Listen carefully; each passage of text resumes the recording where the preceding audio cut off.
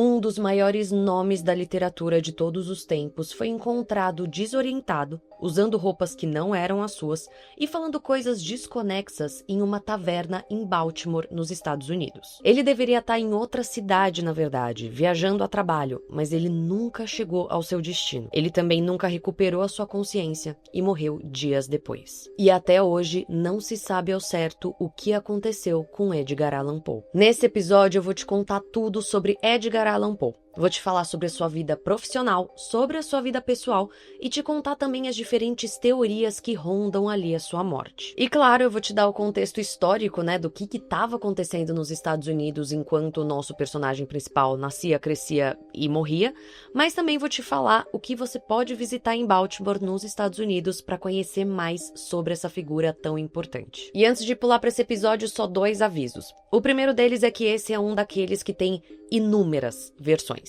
Eu pesquisei bastante, eu trouxe aqui uma versão da história, mas fica o meu aviso porque dependendo de onde você for procurar, você pode encontrar alguns detalhes um pouquinho diferentes. E o segundo aviso, ele vai vir daqui a pouco, porque do caso eu só queria contar que esse também foi um pedido de ouvintes, no plural, porque foram muitas pessoas que me pediram o episódio do Edgar Allan Poe. Inclusive, gente, eu não vou conseguir trazer nomes aqui, porque de verdade, assim, foi muita gente. Caso você seja novo aqui no podcast, há um tempo atrás eu publiquei um episódio sobre um caso de uma menina chamada Mary Cecilia Rogers, que inspirou Edgar Allan Poe a escrever um conto. Você tem que ouvir o episódio pra saber. E aí as pessoas viram esse episódio e começaram a me pedir enlouquecidamente o caso de Edgar Allan Poe, que já estava na minha lista, mas aí depois de tantos pedidos eu tive que puxar ele bem pra cima. Então fica aqui meu enorme agradecimento a todo mundo que me pediu esse episódio do Edgar Allan Poe. Eu espero que vocês gostem desse episódio e que eu faça jus à história dele. E aí, com relação ao segundo aviso, o que eu queria dizer, na verdade, é que se você quiser me mandar uma sugestão também, agora eu estou recebendo sugestões pelo e-mail do podcast. Eu tô deixando o e-mail na descrição de cada episódio, então se você quiser me mandar lá a sua sugestão, o seu pedido, ou só me mandar um oizinho mesmo, tá tudo bem, o e-mail tá na descrição. E por fim, se você curte Passaporte pro Crime, considere apoiar a gente. Também na descrição do episódio tem vários links de como você pode fazer isso e o que os apoiadores têm em troca por cada apoio ali. Agora chega de enrolação e bora pro episódio. Eu sou a Andressa Esfer e esse é o Passaporte pro Crime, um podcast que vai te trazer histórias de crimes, suspense e aquelas histórias meio macabras de várias partes do mundo. Alguns desses lugares eu conheci, outros eu espero conhecer em breve. Estados Unidos, 1800. Nessa época, os Estados Unidos eram um país super novo, que tinham conseguido a sua independência algumas décadas antes e que ainda estavam tentando entender o que queriam ser. Enquanto o norte começava a crescer com cidades comerciais, ideais iluministas, o sul, ele seguia agrário, dependente da escravidão como base econômica. O país, então, ele estava realmente, se formando, tentando construir a sua própria identidade e romper com a Europa, principalmente com a Inglaterra. E quando eu digo que ele estava tentando criar a sua própria identidade, sim, eu tô falando da parte política da parada, eu tô falando da parte cultural da parada e eu tô falando também da parte literária da parada. Então, é nesse contexto todo que nasce o nosso personagem principal. Edgar Poe nasceu em Boston, Massachusetts, no dia 19 de janeiro de 1809. Ele era filho de 2 atores, o ator americano David Poe Jr. e a atriz inglesa Elizabeth Arnold Hopkins Poe. E além dos pais, ele tinha 2 irmãos, um menino mais velho e uma menina mais nova. E logo os primeiros anos de vida de Edgar Poe foram marcados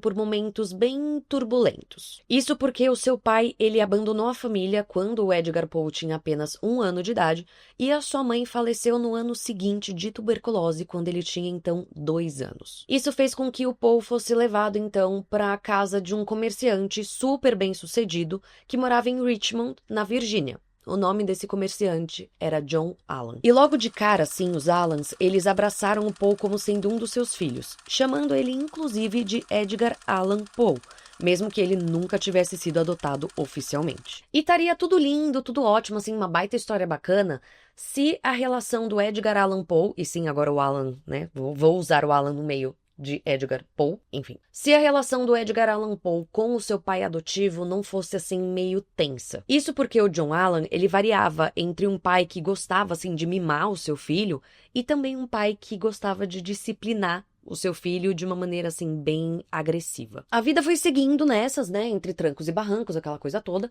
até que em 1815 a família Allan, né, decide se mudar para o Reino Unido e leva o nosso personagem principal junto. Aqui, gente, eu acabei dando uma pincelada só, mas sim, o Edgar Allan Poe, ele nunca foi adotado formalmente no papel pelos Allans, mas ele era filho adotivo do casal e fato. Mas tá, entre 1815 e 1820, então, o Edgar Allan Poe, ele viveu um período de tempo, assim, bem curtinho na Escócia, depois ele viveu na Inglaterra, né, com a família, e foi onde ele recebeu a sua educação básica. E ele foi, assim, um aluno brilhante, se destacando super em latim, história e francês. E aí, depois disso, a família decidiu que era hora de voltar para os Estados Unidos. Eles voltaram para Richmond outra vez, aonde o nosso personagem principal seguiu ali estudando em escolas de elite. E a essa altura da história, gente, o Edgar Allan Poe, ele já sabia que ele queria ser poeta e escritor. A questão é que o seu pai adotivo, o famoso John Allan, ele não gostou nada disso. O John Allan, ele queria que o Poe seguisse a carreira de negócios. Então, quando ele ficou sabendo que o Poe não queria ir por esse caminho, ele passou a considerar o seu filho adotivo ingrato e indisciplinado. Mas, mesmo assim, o Poe, ele entrou para a faculdade aos 17 anos para estudar línguas clássicas e modernas. Ele estudou na University of Virginia, que tinha sido recém-fundada por Thomas Jefferson, e de novo, assim, ele se destacou como sendo um aluno brilhante. A questão é que, se por um lado ele estava sendo um excelente aluno, por outro, ele se afundou em dívidas de jogo. Completamente endividado, então, ele foi pedir socorro para o seu pai adotivo, que no caso ficou completamente revoltado com aquela história toda e não só se recusou a ajudar o filho. E aí eu já tô confusa em como que eu tô me referindo a outro, mas tudo bem. Não só ficou revoltado com isso, mas cortou qualquer apoio financeiro ao Poe. O Poe, então, cortou relações de volta, vamos dizer assim, só que ele precisou largar a faculdade. Sem faculdade e sem pai biológico, então, o Poe foi recorrer a uma outra pessoa que era, assim, o seu porto seguro. A sua namorada, uma mulher chamada Sarah Elmira Royster, que tinha sido sua paixão de adolescência em Richmond e que, enquanto Poe estava na Universidade de Virgínia, ele escrevia ali várias cartas super apaixonadas. A questão é que quando Poe voltou para Richmond e foi até a casa da sua amada ali buscando um apoio, um colo, um acalento, digamos que ele encontrou ela prometida, assim, noiva de outro cara. O pai dela, no caso, tinha interceptado as cartas que o Poe escrevia para a filha e, assim, feito ela acreditar que o Poe não tinha mais interesse nenhum nela. E, bom, nisso, então, o pai arranjou um outro marido para sua filha. Aqui, gente, já começa a entrar aquela coisa de diferentes versões da história. Isso porque existe uma versão que fala que, na verdade, o Poe, ele já estava noivo da Sarah quando ele estava na Universidade de Virgínia. E que aí os pais, eles desaprovavam esse noivado e aí que o pai foi se meter na história. Mas seja como for, né? É um detalhe, porque assim, o desfecho é exatamente o mesmo. O desfecho que eu tô falando no caso é, o Poe, assim, não tinha pra onde ir, pra quem correr socorro, então ele decidiu sair de Richmond e, assim, buscar novos ares. É quando ele se muda, então, aos 18 anos de idade para Boston, e ele tenta trabalhar ali vendendo pequenos poemas, seus poemas curtos, aliás, né, vamos usar os termos corretos das coisas tudo, mas tentando vender poemas curtos para jornais locais usando um pseudônimo, que era a Bostonian. Só que, claro, né, gente, a vida, ela não é um morango. E, digamos que o Edgar Allan Poe, ele se viu, assim, numa situação financeira muito complicada. Nisso, ele fez vários bicos, assim, tudo para conseguir sobreviver mesmo. Então, ele trabalhou como caixeiro, como tipógrafo e como balconista. Além de morar em pousadas, assim, super baratas em bairros operários. Mas tudo isso para poder seguir ali o seu sonho. E é então que no meio disso tudo, nesse contexto todo, assim, que o Edgar Allan Poe, ele publica o seu primeiro livro, Tamerlane and Other Poems. Ele, no caso, bancou a própria impressão do seu livro, imprimindo 50 cópias e assinando com o seu pseudônimo. E, bom, acho que já deu pra perceber aqui que o Edgar Allan Poe, ele não era da pessoa mais sortuda do mundo, né? Então, digamos que, assim, o seu livro, no caso, ele não vendeu. Ele não teve resenha nenhuma. Ele, assim, realmente, assim, foi muito anônimo. Inclusive, a efeitos de curiosidade, para ilustrar aqui o que eu estou te falando, esse livro, ele desapareceu. Ele só foi ser descoberto no século XX. Mas tá, se eu sou justa aqui, gente, na verdade, não foi só uma questão de azar que fez com que o Poe não fosse reconhecido assim logo de cara como poeta e tudo mais. A mentalidade do americano daquela época também foi um fator assim extremamente importante para ajudar a entender o porquê que os poemas dele e contos dele, enfim, um pouquinho mais pra frente, não foram tão bem recebidos. Me explicando melhor aqui, entre 1817 e 1825, rolou nos Estados Unidos um período conhecido como a Era dos Bons Sentimentos. Entre esses anos, então, os americanos eles estavam ali vivendo assim um período maravilhoso. Ou pelo menos era isso que eles queriam acreditar. Basicamente, os americanos, eles estavam assim super felizes e pomposos, aquela coisa toda, depois deles terem ganhado uma guerra contra a Inglaterra. E aí, nesse período específico também, depois dessa guerra e tudo mais, não tinha nenhuma disputa partidária no país, o que fez com que todo mundo realmente assim se unisse. Só que esse período, ele não era só sobre a união. Ele era um período também muito marcado por um patriotismo, assim, super, hiper, mega forte e um otimismo muito forte também. Características essas que não tinham nada a ver com as obras do Poe, que desde sempre, assim, sempre foram muito mais sombrias, macabras e tal. E não só isso, né? A gente tem que lembrar aqui aquilo que eu comentei no comecinho do episódio, né? Os Estados Unidos, eles estavam tentando criar a sua própria identidade, criar a sua própria cultura e a sua própria literatura também. Então, nisso tudo, os autores que eram mais patrióticos, assim, com aquelas coisas mais heróicas e tudo mais, eles sim eram completamente idolatrados.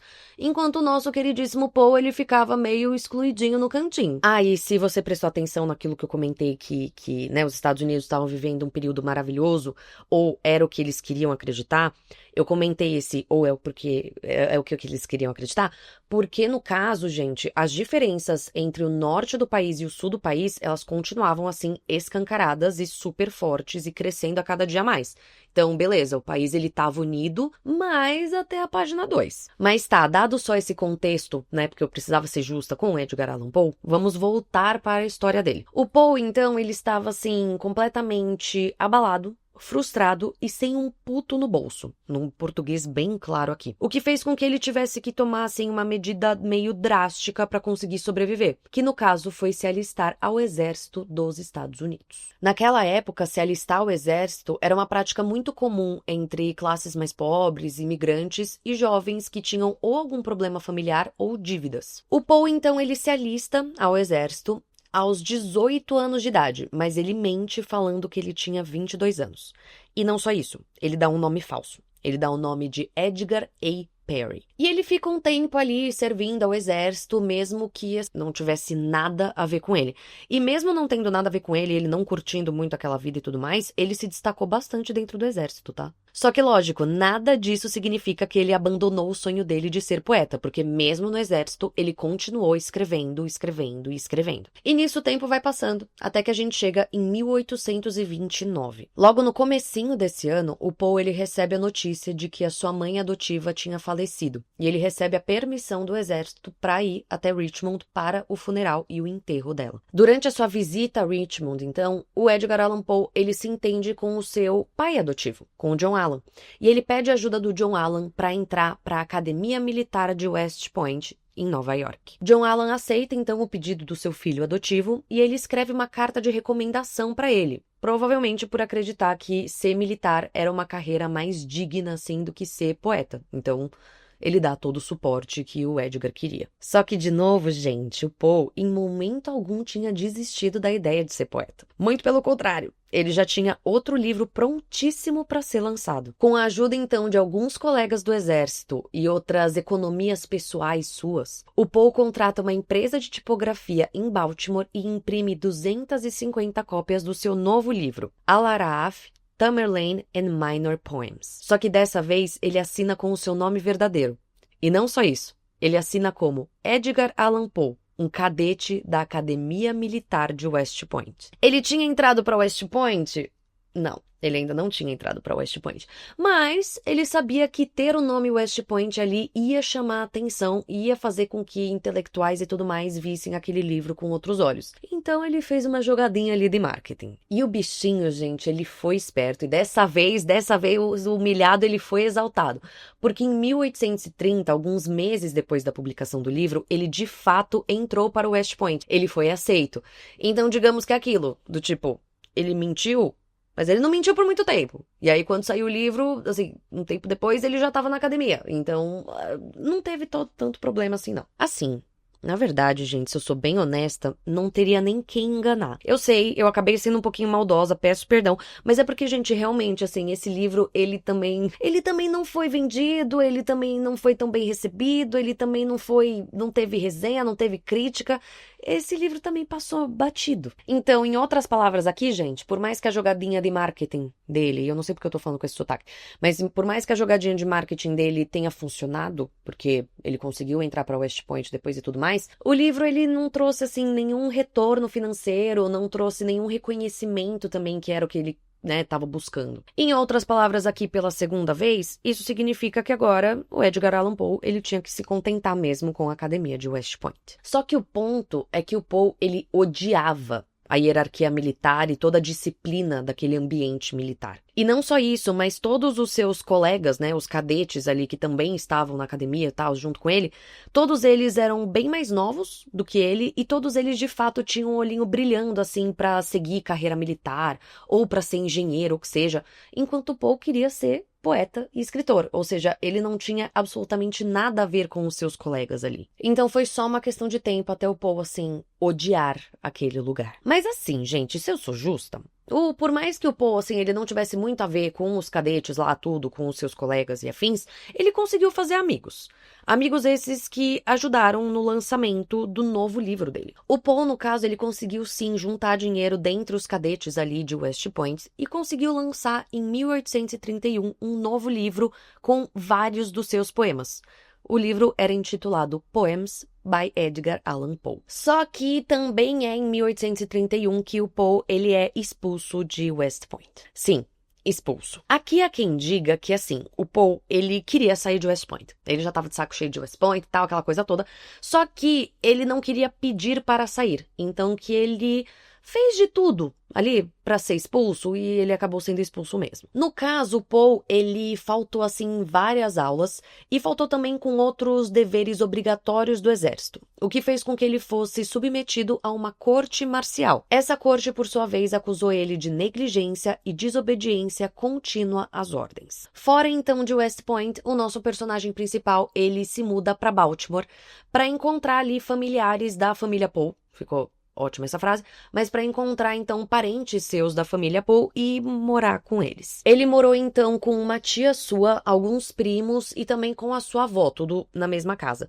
Mas para esse episódio aqui, eu preciso que você grave o nome da tia dele, que era Maria Clem, e o nome da filha dela, prima do Poe, que se chamava Virginia Clem. E bom, a vida do nosso personagem principal nesse primeiro momento em Baltimore, ela também é assim, bem dura, assim, de fato com uma pobreza extrema e uma dependência muito grande do Poe com relação à sua família, isso financeiramente falando, Mas, como sempre, ele não desistia dos seus sonhos e ele continuava escrevendo e escrevendo assim, muito. Até que então, em 1833, o Poe ele recebe o seu primeiro reconhecimento sério assim pela escrita. No caso, ele ganha um concurso literário de uma revista que chama The Saturday Visitor, e ele ganha esse concurso com um conto seu. Porque a essa altura do campeonato, ele ainda escrevia poemas, mas ele, deixou os poemas um pouquinho de lado assim, e ele passou a escrever muitos contos. Ele ganha então $50 por ter vencido esse concurso, e ele passa a ser visto assim com outros olhos, porque o júri que estava nesse concurso e tudo mais,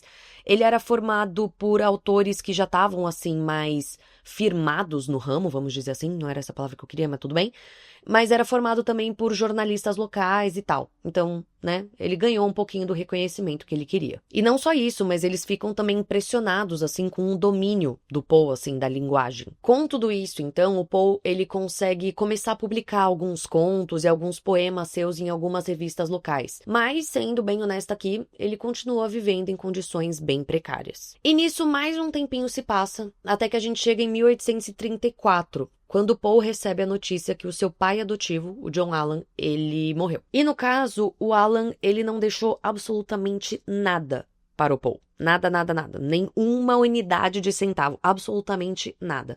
O que faz com que o Paul, ele rompa de vez com os membros, né, da família Allan.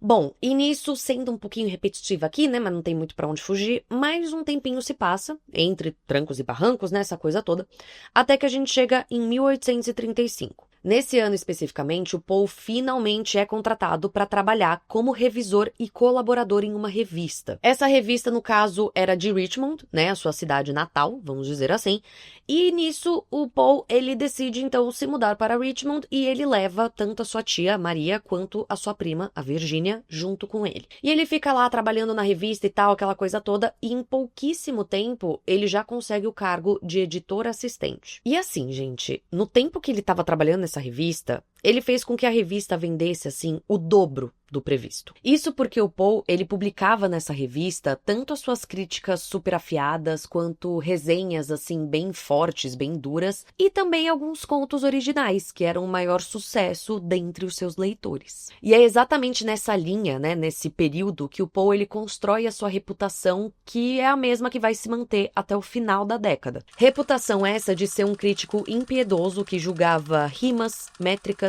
estilo e lógica argumentativa de poemas e de contos também. Nessa época, então, o Paul, ele criticava vários dos autores patrióticos conhecidos daquele período, que para ele eram super medíocres. E nisso tudo, com toda essa reputação, com tudo isso que estava rolando, o Paul, ele passa não só a escrever para essa revista de Richmond, mas também para outras revistas que começam a querer os seus textos. Em outras palavras aqui, gente, finalmente o nosso personagem principal, ele conseguiu o reconhecimento que ele tanto queria.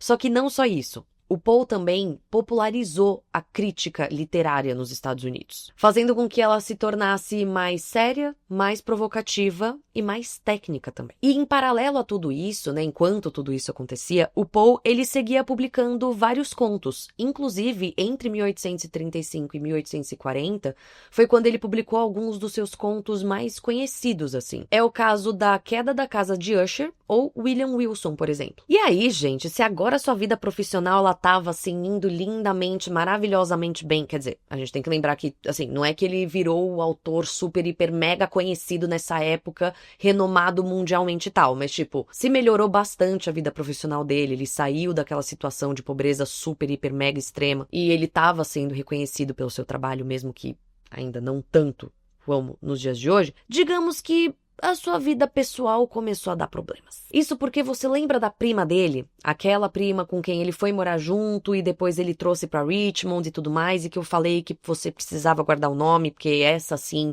junto com a tia, né, eram pessoas importantes e tudo mais? Pois bem, digamos que a Virginia Clem, que é a prima, estou te lembrando o nome porque eu sou muito boazinha, digamos que o Paul, ele anuncia o seu noivado com ela. Isso por si só já seria meio tenso porque eles eram primos, apesar de que, sei lá, naquela época ainda era normal primos se casarem, enfim, não sei. Mas o ponto é que, assim, o Paul, ele tinha 26 anos, tá bom? Normal, novinho, tranquilo. De boas. Ela tinha 13. Eles se casaram, então, de fato, sim, se casaram secretamente em 22 de setembro de 1835, com Virginia usando, para além do seu vestido de noiva, um documento falso. Um documento falso alegando que ela tinha 21 anos quando ela tinha 13. Já em 1836, ou seja, um ano depois, aí eles fazem um casamento público, vamos dizer assim, né? Fazem uma cerimônia com a bênção da tia dele, da mãe da prima, deu pra entender. Enfim, com a bênção da Maria Clem. Aqui, gente, eu acho interessante trazer que muitos historiadores, pesquisadores e tudo mais,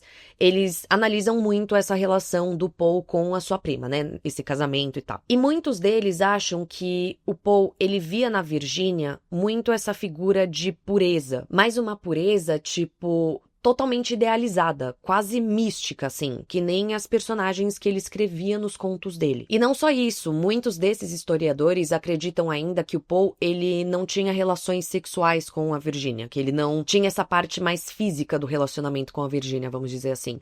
Exatamente por isso que eu falei, assim, ele olhava pra ela com muito carinho, com muito amor, mas nesse lugar de pureza, nesse lugar de... Eu adoro que eu continuo a frase sem saber onde eu vou parar, e aí, assim, eu não tenho outra palavra pra substituir pureza, então vai ser pureza princesa de novo. Mas eu não sei se ficou claro aqui, mas assim, esse relacionamento dos dois é algo muito explorado pelos historiadores na história do Paul, e muitos deles alegam isso que eu contei pra vocês, do tipo que eles não tinham muito contato físico, mas que eles sim se amavam muito e... Enfim, mas assim, o fato é que naquela época, o casamento dos dois, ele foi um auê, assim, né, na sociedade e nos círculos literários também. Tipo assim, sim, era comum que meninas se casassem novas e tudo mais, e poderia até rolar um casamento ou outro ali da mesma família, tal, aquela coisa toda, mas assim, é um homem culto, escritor, renomado, ainda não tão renomado, mas assim, que já era conhecido e tudo mais, se casar com a sua prima de 13 anos, mesmo naquela época aquilo não pegou bem. E aqui, gente, eu trago isso que, o homem super culto, um baque e tal, tudo mais, essas coisas todas, mas tentando te trazer a visão da época, tá? Do tipo que um homem com esse status social, vamos dizer assim, vou usar esse termo porque... Enfim, não vou conseguir pensar em outra coisa. Mas que um homem com esse status social casar com a sua própria prima e que principalmente tinha 13 anos de idade, mesmo naquela época também não era tão bacana. Hoje em dia não é que não era tão bacana, né? Hoje em dia é crime, mas tudo bem. Mas tô falando assim, naquela época não era tão bacana. Ai, gente, tô me enrolando toda. Deu pra entender, né? Enfim, seja como for, esse bafafá todo aconteceu, quer dizer, o fato dele casar com a prima de 13 anos foi um baque naquela época e, inclusive, foi um prato cheíssimo, assim, para o que seu arqui-inimigo, um cara chamado Rufus Griswold, ele alegasse que o Paul, ele era depravado e perverso. Enfim, coisas mais que ele acabou falando depois que o Paul tava morto, tá? Mas enfim, anyway, só pra contar pra vocês que esse casamento, ele deu pano pra manga. Mas só pra encerrar isso do casamento, sim, uma boa parte da população julgou os dois e achou estranho aquele casamento, tudo mais, aquela coisa toda.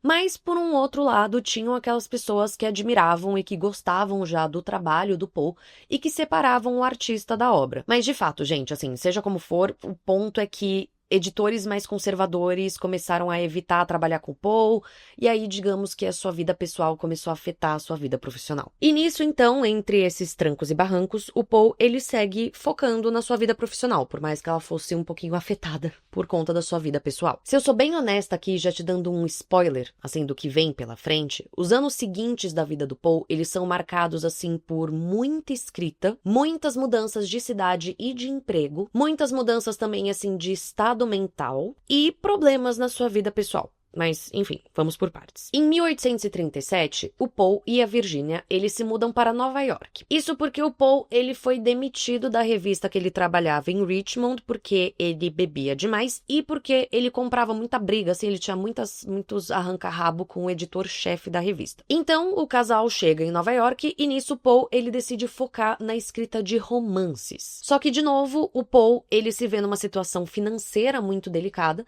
o que faz com que eles tenham que se mudar direto, assim, ele e a Virginia, né? Entre diferentes casas em Nova York, eles moravam por pouquíssimo tempo em cada casa, mas não só isso. Isso fez com que eles tivessem que ir para Filadélfia também, porque em Filadélfia foi onde o Paul conseguiu um emprego. Emprego esse como editor para revistas masculinas e literárias. E fazendo um paralelo entre as suas obras e a sua vida pessoal, né? Quer dizer, enquanto a sua vida pessoal estava acontecendo, ele estava publicando coisinhas.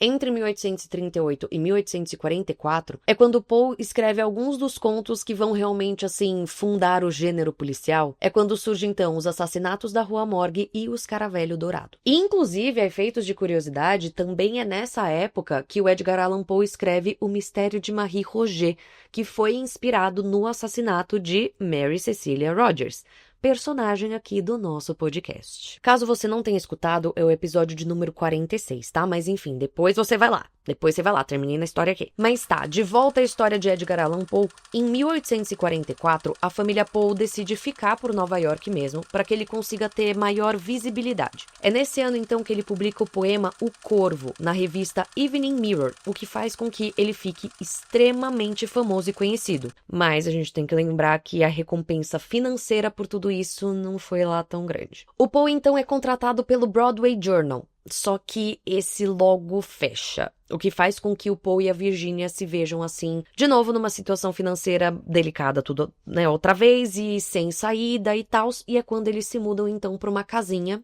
um cottage, em Bronx. E se você ouviu o episódio de Mary Cecilia Rogers, você sabe do que eu estou falando.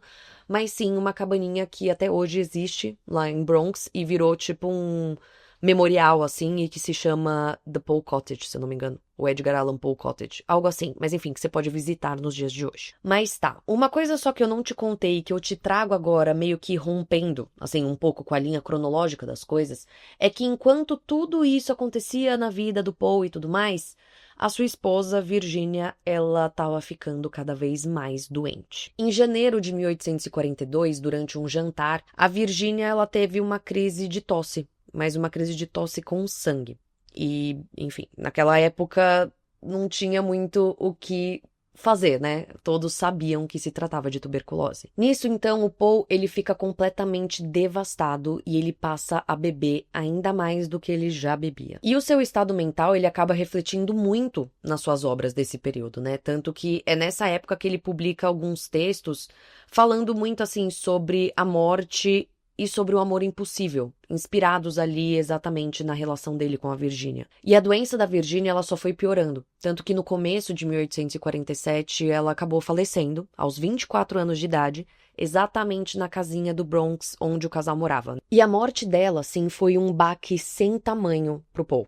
Sério mesmo, assim, ele realmente afundou numa depressão muito, muito, muito pesada. Só que mesmo sofrendo e mesmo com tudo isso acontecendo na sua vida, se tem uma coisa que a gente pode tirar aqui do episódio do Poe é que o cara não desistia nunca. Então, mesmo com tudo isso, mesmo o mal e tudo mais, ele continuava tentando se reinventar e se firmar como autor, né, como escritor e, enfim, né, tudo isso no mundo literário. Só que ele estava variando bastante entre momentos de surto, assim, de ambição e momentos de colapso mental. Nessa época, o Poe, ele estava viajando bastante pelos Estados Unidos, dando palestras, exatamente para conseguir dinheiro. E nessas palestras, ele falava sobre poesia, sobre crítica e sobre criação literária. Algumas dessas palestras eram super bem recebidas. E outras nem tanto, mas não por conta do público, e sim por conta do próprio Poe, que no caso sumia e simplesmente não aparecia nas suas próprias palestras.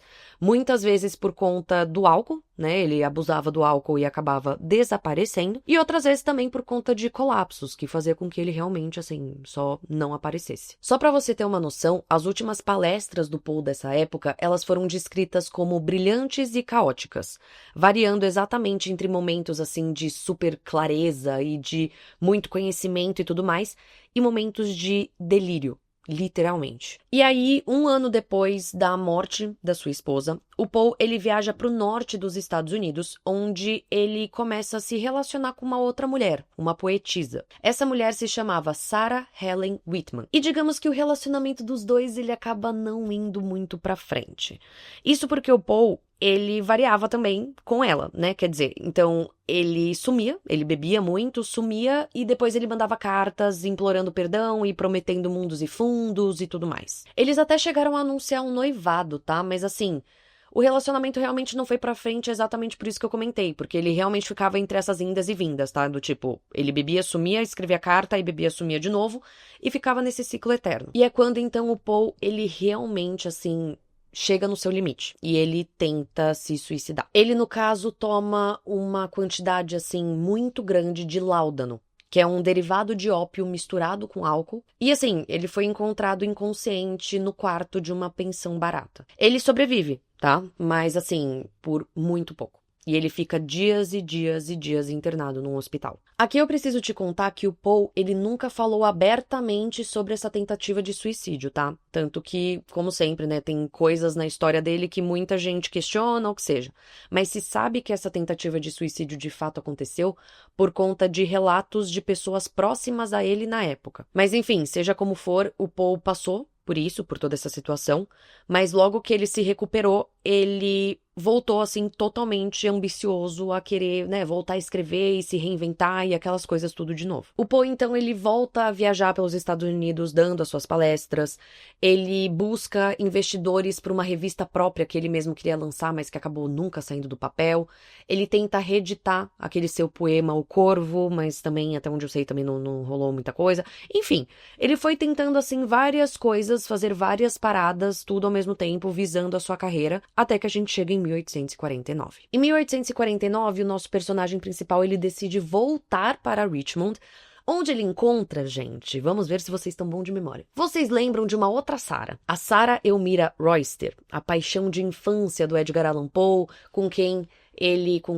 pra quem ele escreveu cartas e o pai interceptou as cartas, então ela casou com outro cara e aí o Poe ficou triste. Vocês lembram dessa história toda? Pois bem, Edgar Allan Poe pisa em Richmond e dá de cara com Sarah. Só que Sarah agora estava viúva, o que abre ali as portas para que Poe e Sarah pudessem finalmente viver a sua paixão da infância. E é exatamente isso que eles fazem, quer dizer, eles começam a se relacionar e tal, aquela coisa linda, maravilhosa, e eles chegam inclusive a anunciar a data do casamento deles. O casamento deles ia acontecer no dia 17 de outubro de 1849, só que o Poe nunca apareceu no seu próprio casamento. Isso porque em setembro de 1849, o Poe, ele viaja para Filadélfia para fazer uma leitura pública ali. E logo depois ele deveria seguir para Nova York também a trabalho, mas ele nunca chegou em Nova York. No dia 3 de outubro, o Poe, ele é encontrado em Baltimore, que fica tipo umas 2 horas assim de Filadélfia, e ele é encontrado completamente desorientado,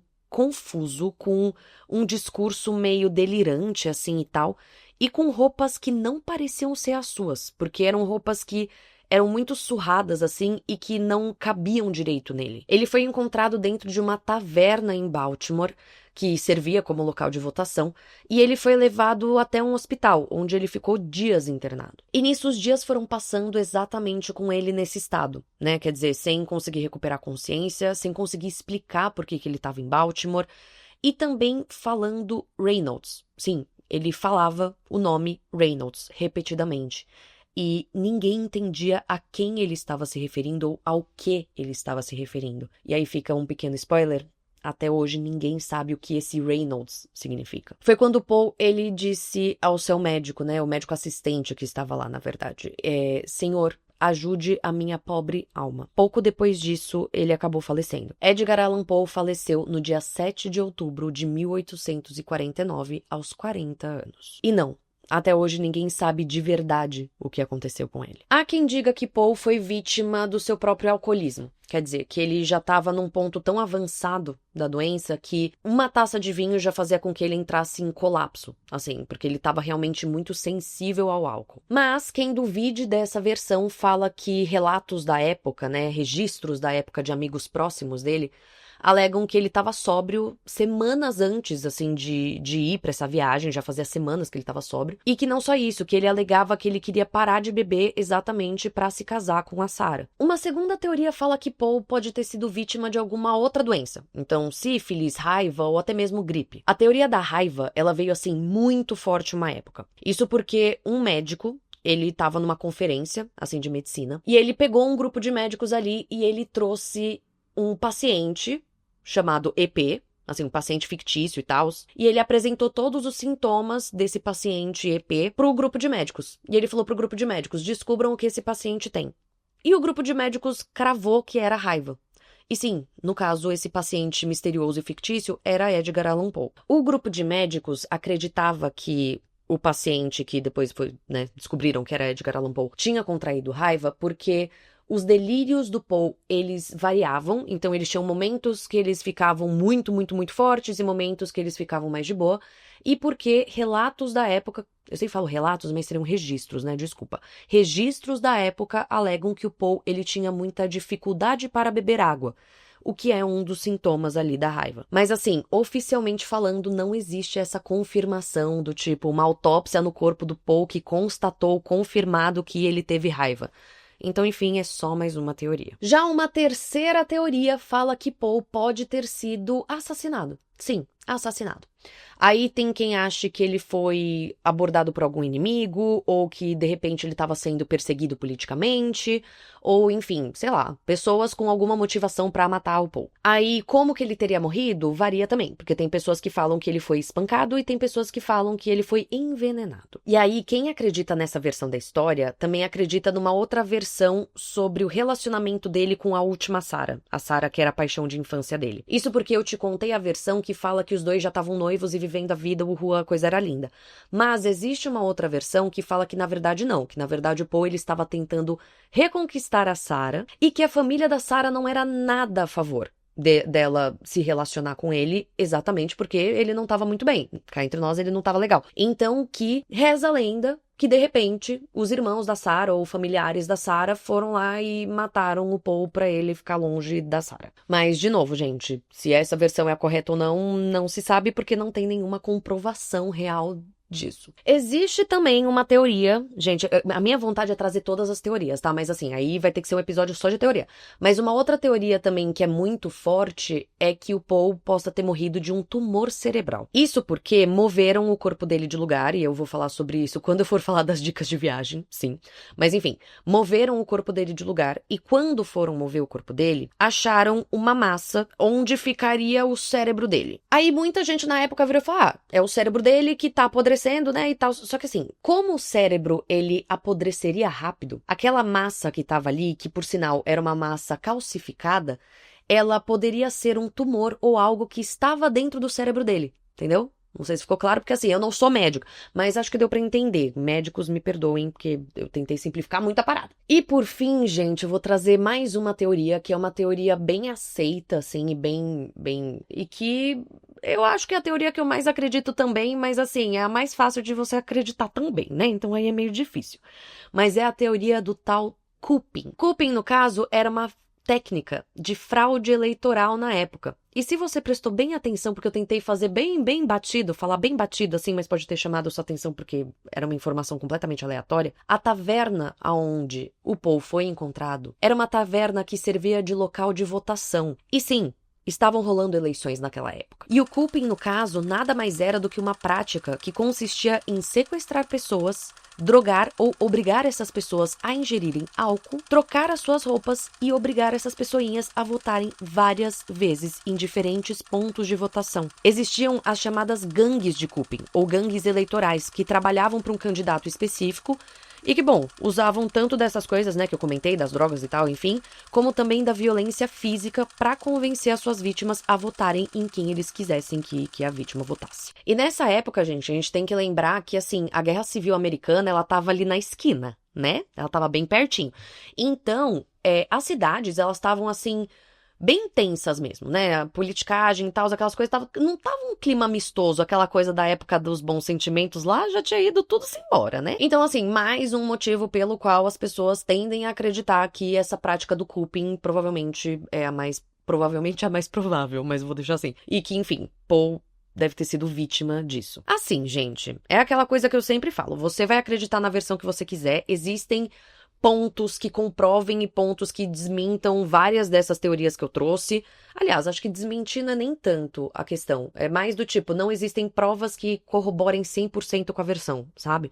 Mas enfim, você que vai decidir qual versão você quer acreditar. Mas assim, seja como for, independente de qual versão for a correta, o ponto é que o Paul estava morto. E a sua morte, no caso, gente, ela acabou chamando a atenção de pouquíssimas pessoas. Assim, só a sua família, alguns amigos próximos e algumas poucas pessoas do círculo literário, assim, que, né, realmente ficaram baqueadas com a morte do Paul. Isso por conta de tudo que eu acabei comentando aqui no episódio. Quer dizer, por mais que o Paul, ele tivesse conquistado o tal reconhecimento que ele queria e tudo mais, ele não foi super famoso enquanto ele estava vivo, ele não era super conhecido e seus textos não eram super aceitos. Só que não só isso. Vocês lembram de um tal cara que eu comentei lá no comecinho do episódio? Mentira, não foi tão no começo. Mas que era o arqui-inimigo do Edgar Allan Poe, um tal carinha chamado Rufus Greenwald. No dia do enterro do Edgar Allan Poe, o Griswold, ele já publicou um obituário usando o pseudônimo Ludwig e falando que o Poe era um lunático. Só que não só isso, ele falou também que, abre aspas aqui, o anúncio da morte do Paul surpreenderia muitos, mas poucos ficariam tristes com ele, fecha aspas. Enfim, começava então uma ofensiva por parte do Griswold para tentar destruir a carreira do Paul, publicando várias coisas como forma de comprovar que o Paul ele era depravado, bêbado e viciado em drogas, por exemplo. Isso tudo, querendo ou não, acabou influenciando muito a opinião pública sobre a figura do Paul. Então, digamos que a morte dele, né, causou esse baque que as pessoas começaram a ter uma visão mais negativa sobre ele do que qualquer outra coisa. Foi nesse contexto todo, então, que o Poe, ele foi enterrado em Baltimore, numa cerimônia, assim, super simples e num túmulo, assim, é que não era túmulo que eu queria dizer, mas assim, num espaço realmente pequeno, simples, com um túmulo pequenininho e tal, uma coisa bem, bem real, assim, low profile. Não era essa a palavra que eu queria, mas vou deixar essa. A efeitos de curiosidade aqui, o seu túmulo original, ele ficou, assim, praticamente anônimo por anos. Até que muitos e muitos anos depois decidiram mover o seu corpo, falei que eu ia trazer depois, e aí sim colocar um túmulo ali grandioso, com uma baita homenagem a ele e tudo mais. Mas sim, gente, em outras palavras aqui, o Poe, ele morreu assim, zero famoso, e zero rico, né? Quer dizer, muito pelo contrário, ele morreu sem dinheiro algum. Ele virou essa lenda que a gente conhece hoje só décadas e décadas depois, por conta dos europeus, na verdade, que começaram a consumir, vamos dizer assim, os textos do Poe e ficaram admirados com os textos e tal, gostaram da literatura e começaram a explorar bastante e divulgar bastante o trabalho dele. Nisso, então, ele virou um dos autores mais lidos, debatidos e influentes, assim, do mundo. Mas sim, tudo depois da sua morte. E com isso, meus amores, eu encerro então a história de hoje. História essa com muitos pontos de interrogação, mas é aquilo, né, gente? Fazia tempo que não surgiu um personagem assim que tinha várias versões pra você acreditar. Mas é aquilo. Eu sempre falo isso. Você vai acreditar na versão que você quiser. Todas elas têm coisas pra você acreditar e coisas não, ou melhor, como eu já falei antes, né? Coisas pra acreditar e coisas que só não são comprovadas oficialmente 100%, mas você pode acreditar no que você quiser, você é livre. Pois bem, mas vamos falar de dicas de viagem. Falando sobre dicas de viagem, eu fiquei muito na dúvida de qual cidade trazer pra falar sobre Edgar Allan Poe, porque afinal de contas ele passou por um monte de lugar e tem homenagem a ele em um monte de lugar também. E aí, pensando com os meus botões, eu achei que Baltimore ia ser a cidade mais legal pra trazer aqui. Por quê? Porque foi em Baltimore que ele conheceu sua esposa, foi em Baltimore que ele viveu por um tempo, foi em Baltimore que ele morreu e é em Baltimore que ele segue enterrado. Mas vamos por partes. O primeiro lugar que eu quero trazer aqui então é o Edgar Allan Poe House Museum, que sim, é a antiga casa onde o Poe morou na década de 1830, mais especificamente entre 1833 e 1835. Ele morou lá com a sua tia, a sua prima e outras pessoinhas também. Lá então você vai encontrar a estrutura original da casa e alguns objetos pessoais dele. Eu já te aviso que não vai ter muita mobília, tá? Até porque a casa é bem estreita, então assim, não caberiam os visitantes. E sim, né, a casa ela é muito pequenininha e zero acessível também, tá? Tipo, ela tem várias escadas íngremes e coisas do gênero. E assim, gente, essa visita, ela tem as suas peculiaridades, tá? E nossa, quase que não saiu. Peculiaridades. Assim, você só pode visitar essa casa com um tour guiado pela casa, e esse tour só acontece por meio de reserva. É sério, gente, presta muita atenção nisso que eu tô te falando, porque assim, a quantidade de gente que não fez reserva, chegou lá, deu com a cara na porta e foi embora, isso sim, muita gente passou por isso. Então, realmente, eles frisam muito isso no site, em todos os lugares, do tipo, só entra com reserva. Então, tenha isso bem em mente. E aí, gente, tem mais um monte de regra. Juro pra vocês. Tipo, beleza, só entra com tour, e aí você tem que ficar esperando do lado de fora, e aí, enfim, não tem banheiro lá dentro. Eu também vi muita gente falando sobre isso, que, na verdade, eles colocam tudo no site deles, e aí eles ficam berrando essas coisas, do tipo, não tem banheiro, tem que esperar do lado de fora. Só podem entrar 16 pessoas por tour de vez. Quer dizer, 16 pessoas por vez no tour. Fez sentido essa frase? Deu pra entender do tipo, tours com no máximo 16 pessoas. Desculpa, gente, já tô meio confuso. Enfim, o ponto é que tem todas essas peculiaridades. E aí, eu encontrei pessoas que amaram e pessoas que não gostaram tanto da visita. As pessoas que amaram ficaram encantadas com a casa e com os objetos e com a história e tudo mais. E as pessoas que não gostaram, na verdade, reclamaram muito dessas regrinhas todas, sabe? Tipo, meio, cara, são muito quadrados e, nossa, é um inferno pra você conseguir entrar. E eu vi uma pessoa, na verdade, uma pessoa não, né? Um grupo de pessoas que reclamou de um guia específico lá, que o guia, no caso, ele não falava nada. Ele, do tipo, ficava plantado ali esperando perguntas. E aí, realmente, é chato, né? Porque se você vai fazer um tour guiado, você espera que a pessoa fique te contando coisas e não que você fique um olhando pra cara do outro. Tipo, né? Pelo menos eu esperaria. Mas fica de dica. Se for o caso, já vai com umas perguntas prontas, só por via das dúvidas. Mas tá, ainda sobre o museu propriamente dito, a ideia dele é realmente fazer com que você conheça mais da história do Poe, principalmente nesse período, né, que ele viveu em Baltimore. Então, enfim, eu acho que é uma visita bacana, no sentido de, tipo, te aprofundar na história do Poe e tudo mais. E não só isso, né? É aquilo que eu acabo falando várias vezes em vários episódios. O fato de você estar num lugar onde história aconteceu, então assim, estar na casa onde o Poe morou e tal, eu acho que isso é muito rico, eu acho que isso é muito legal. Mas te trago todas as questões, né, pra você avaliar se você acha que vale a pena ou não. E aí, gente, ainda sobre questões práticas, porque eu acabei indo e voltando, né, nas coisas práticas. Como eu comentei, sim, precisa de reserva. E você consegue fazer a reserva por um site chamado Poe Baltimore. E aí eu achei esse site muito legal, tá? Se você for fã de Poe, entra nesse site e for pra Baltimore também, né? Mas enfim, porque tem várias experiências ali. Eles juntam várias coisas pra você explorar a história do Poe. Eu quis trazer aqui especificamente a casa dele, porque eu achei muito legal, mas você pode fuçar ali outras coisas que você pode achar interessante, enfim e tal. E o site, eu achei ele bem intuitivo, tá? Eu achei ele bem fácil de usar. Então, pra reservar, assim, não tenho grandes ressalvas ou o que seja. Eu achei bem ok. E aí, especificamente sobre a casa, quando você entrar no site, você tem que caçar ali a Poe House, tá? Porque é isso, vão ter várias opções, mas é bem facinho. Você vendo lá Poe House, que normalmente, tipo, quando eu entrei, pelo menos, né? Era bem gritante, assim, no começo do site. Ai, gente, na página inicial do site, assim. Você clicando lá Poe House, aí ele vai te dar uma descrição, vai falar das regras 45 vezes, e aí você tem a opção já de reservar e, enfim, é bem de boa. A casa tá aberta de quinta a domingo e cada tour dura 45 minutos.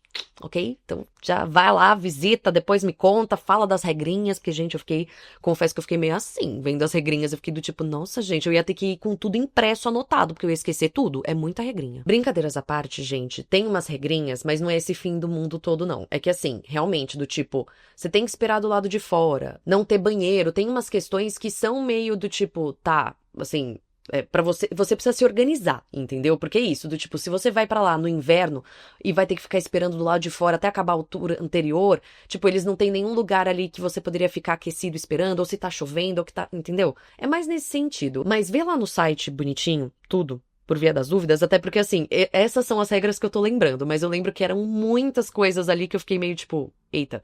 Mas não era nada, assim, super fora da curva. Eu te trago mais pra você estar preparado pra essas coisas, tá? E mais também pra fazer piada, porque eu gosto de fazer piada.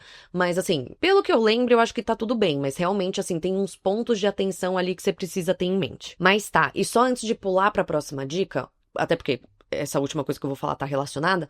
Uma outra coisa só que eu vi é que uma galera comentou que o bairro onde fica essa casa, ele é meio perigoso. Tipo, ele não é um bairro legal pra você andar a pé ou o que seja. Eu vi muita gente falando isso, tá? Só que assim, no próprio site da casa, eles falam do tipo, não é que o bairro é perigoso, é um bairro urbano. E aí eu fiquei muito... assim, pensando com os meus botões sobre isso, porque eu não sei se é uma galera que não tá acostumada a andar em cidades grandes e aí, enfim, se assusta com uma cidade grande, sei lá. E eu falo isso no lugar mais puro, sem julgamento, tá? Eu não tô, tipo, julgando ninguém.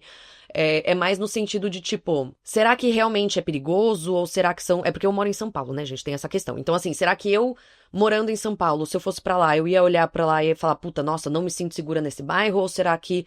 Enfim, trago tudo isso porque é um ponto de atenção, é um ponto de muita atenção, inclusive, que aí muita gente falou que se sentiu mais segura andando de Uber, não era nem de carro. Algumas pessoas falaram de carro, mas aí pra estacionar era meio treta, enfim. Muita gente falou isso de Uber. E aí, eu acho que é aquela coisa. Você indo pra Baltimore, se você ficar num hotel ou que seja, conversa com alguém de lá, pergunta se realmente é um bairro perigoso ou que seja, e entende. E eu trago isso de ir a pé porque eu vou aproveitar para fazer um gancho para trazer a minha segunda dica, que no caso é o túmulo de Edgar Allan Poe, porque sim, muita gente faz isso de visitar a casa e depois ir a pé até onde ele está enterrado ou vice-versa. A caminhada dura mais ou menos ali uns 15 minutos e, de novo, gente, tem quem diga que não se sentiu seguro fazendo essa caminhada e tem quem diga que não, enfim, tipo, o próprio site deles fala que é só uma cidade grande, o que quer que isso signifique. Então, enfim, de novo, cabe a você avaliar, mas conversa com pessoas que já foram pra Baltimore ou que, tipo, já visitaram a casa, ou, né, pessoas no hostel, pessoas no hotel, ou se você for fazer um free walking tour com o seu guia, confirma. Nunca é demais você perguntar se acha que é ok, se é perigoso, ou que seja, ou cuidados que você deveria ter. Mas de volta à minha segunda dica, esse lugar então onde tem o túmulo de Edgar Allan Poe, na verdade ele é um cemitério assim bem pequenininho e ele tem 2 lápides em homenagem a Edgar Allan Poe. A original, onde ele foi enterrado em 1849, e a nova, que é assim grande e tal, com cheio de coisas assim em homenagem a ele, enfim, que foi onde ele foi enterrado depois. Essa lápide maior, assim, que é meio um memorial, será que eu posso falar que é tipo um memorial? É uma homenagem, né? Mas essa lápide grandona e tal, ela parece estar bem na entrada do cemitério. Então uma coisa meio do tipo, você já entrou, deu de cara, já viu onde é. Enquanto a lápide original dele parece estar meio escondida. Então você precisaria andar pelo cemitério e dar uma fuxicada. Eu sei, gente, dar a dica de andar por cemitério pode ser meio creepy. Eu falo isso porque eu, Andressa, não sou uma pessoa que, tipo, gostaria de ficar visitando cemitério nos lugares onde eu vou. Mas esse cemitério especificamente, ele é muito cheio de história, o que pelo menos pra mim já muda muito o panorama da coisa. Pelo que eu tava vendo, tem várias outras figuras históricas que estão enterradas nesse mesmo cemitério. E pelo que eu entendi, conforme você vai andando por ali e tal, tem placas explicativas do tipo, ó, aqui tá enterrado tal pessoa que fez tal isso. Ou, ai, ali tá enterrada tal pessoa que fez sei lá o quê. Então, assim, aí, nesse sentido, me pareceu uma visita muito interessante, tá? E aí, sobre horários, esse cemitério, ele tá aberto todos os dias, das 9 da manhã às 5 da tarde, menos quando tá nevando ou se tem gelo no chão, né? Acho que tudo por questão de segurança ali. E aí, o que eu vi é que tem um tour guiado pelo cemitério todo primeiro sábado de cada mês. Eu achei isso muito legal. É um cemitério meio museu, né? Porque tem muita história. Então, ter o tour guiado pode ser muito bacana, só que ele é pago, tá? E ele acontece em 2 horários só. Eu acho melhor você checar de novo. Eu acho que no Paul Baltimore também tem essa informação. Mas, pelo que eu tinha visto, era às 11 da manhã e à 1 da tarde. Mas eu falo pra você checar de novo, porque eu não sei quando você tá ouvindo esse episódio, pode ser que tenha mudado. Assim como o preço, tá? Porque assim, hoje pode ser um preço e daqui a 3 anos pode ser outro. E esse tour, ele dura aproximadamente 1 hora, tá bom? Então tá bem. Assim, gente, eu poderia trazer mais dicas, mas eu acho que vai ter, assim, esse episódio já tá meio longo e tem muita coisa no site do Paul Baltimore pra vocês explorarem, então vou deixar essa lição de casa pra vocês. Mas não só isso, eu vou deixar o link do Paul Baltimore e vou deixar o link também, eu falei besteira, tá? As informações sobre o tour guiado é no site do cemitério propriamente dito, acho que da igreja ali e tal. Então eu vou deixar esses 2 links na descrição do episódio pra facilitar a sua vida. Estou sendo patrocinada por eles para fazer isso? Não estou. Estou fazendo de graça? Estou. Mas tudo pelos meus ouvintes, porque se você for pra Baltimore, eu quero que você tenha a informação de mão beijada pra você. Não quero que você tenha dor de cabeça procurando, não. E com isso, meus amores, eu encerro o episódio de hoje. Eu tô que tô nos episódios mais longos, né? Mas tudo bem. Vocês ficaram pedindo episódio mais longo, então toma episódio mais longo. Aí agora eu quero ver o time do episódio mais curto se vai ficar me xingando. Não é pra xingar, não. É só pra pedir com amor e carinho, porque o time do episódio longo pediu com amor e carinho. Mas espero que vocês tenham gostado desse episódio, espero que tenham gostado da dica, espero que tenham gostado de tudo. Fica aqui meu beijo, meu agradecimento a todo mundo que me pediu o episódio do Edgar Allan Poe. Espero que vocês tenham gostado. Esse episódio foi especialmente para vocês. E se você curte Passaporte pro Crime, considere apoiar a gente. Na descrição do episódio tem vários linkzinhos, várias formas que você pode apoiar e várias coisas que eu te dou em troca do apoio, o que eu acho legal, porque assim, né, a gente tá aqui produzindo conteúdo de qualidade. Fora isso, não esquece de mandar esse podcast ou esse episódio pra quem curte True Crime, curte história ou vai pra Baltimore ou que seja. Já deixo aqui o meu enorme agradecimento a todo mundo que compartilha, todo mundo que comenta, todo mundo que... enfim, vocês sabem que vocês são incríveis, eu amo essa comunidade, vocês são perfeitos, eu falo isso todo episódio, mas é porque vocês são incríveis mesmo. E com isso, agora sim, um beijo e até semana que vem, que eu vou te levar para alguma outra parte do mundo.